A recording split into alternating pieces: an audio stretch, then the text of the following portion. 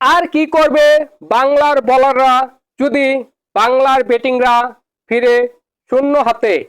Score বোর্ডে যদি পর্যাপ্ত পরিমাণ রান থাকতো তাহলে এই ম্যাচ বাংলাদেশই জয়লাভ করত।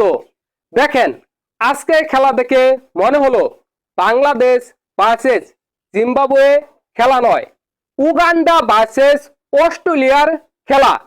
জিম্বাবুয়ে, অস্ট্রেলিয়া, বাংলাদেশ, উগান্ডা এমনই খেলেছে দুইটি দল। দেখেন, Bangladesh batting versus Zimbabwe batting, আকাশ পাতাল ব্যবধান। বাংলাদেশ যদি জিম্বাবুয়েও হতে চায় তাহলেও বাংলাদেশের কয়েক বছর অপেক্ষা করতে হবে। বাংলাদেশ জিম্বাবুয়ের সমতুল্য দল না। খেলা দেখে তাই মনে হলো।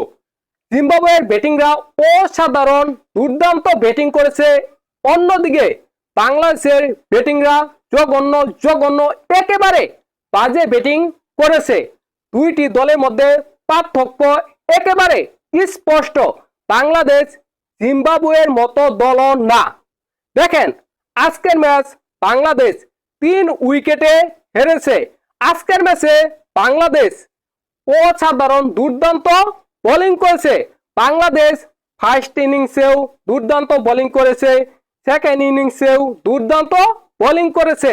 বিশেষ করে মেহেদী হাসান মিরাজ, তিনি প্রথম ইনিংসেও 5 উইকেট পেয়েছে, দ্বিতীয় ইনিংসেও 5 উইকেট পেয়েছে।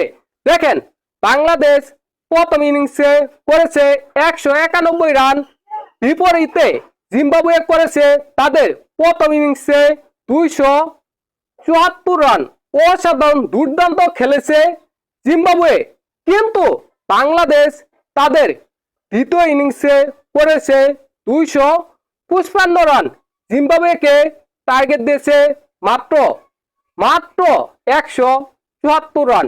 জিম্বাবুয়ে কি 174 রান করতে পারবে না? জিম্বাবুয়ের ব্যাটিং তো বাংলাদেশের ব্যাটিং এর মতো জঘন্য না, বাংলাদেশের মতো নির্লজ্জ বেহাইয়াদের মতো ব্যাটিং করে না জিম্বাবুয়ে। তাই জিম্বাবুয়ে এই ম্যাচ জয় লাভ করলো। জিম্বাবুয়ে এই ম্যাচ 3 উইকেটে জয় লাভ করলো। জিম্বাবুয়ে অসাধারণ খেলেছে। জিম্বাবুয়ের কাছে বাংলাদেশের খেলা শিখা উচিত। বাংলাদেশ যদি জিম্বাবুয়ে হতে চায় তাহলেও বাংলাদেশের আরো 8-10 বছর অপেক্ষা করতে হবে, হয়তোবা বাংলাদেশ জিম্বাবুয়েও হতে পারবে না।